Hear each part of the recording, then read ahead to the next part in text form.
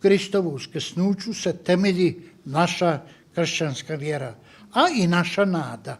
Zato želim ne samo nama vjernicima, nego svim ljudima da svako vjerničko slavlje jača čovjeka u nadi, ali osposobljava ga biti više čovjek među ljudima ljudski.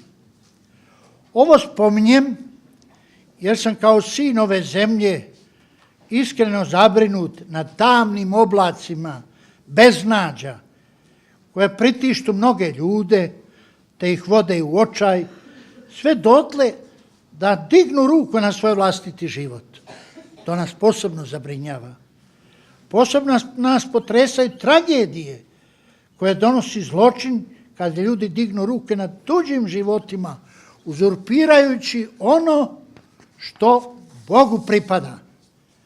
Gospodariti tuđim životima, dakle ubojstvo, razbojništva, ubijanje nerođene djece, zloupotrebe djece, to je zločin koje opterećuje naše podneblje i podneblje čovječanstva. U našoj zemlji toliki se izjašnjavaju vjernicima, a ta vjera se niječe na svakom koraku, kršeći osnovne Božje zapovjedi.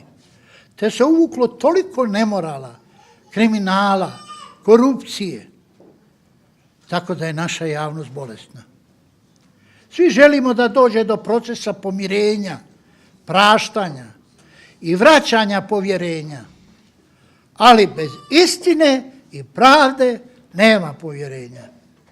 Sve dok se svaki događaj ne nazove pravim imenom, da je zločin zločin, bez obzira koga napravio, teško je vratiti povjerenje.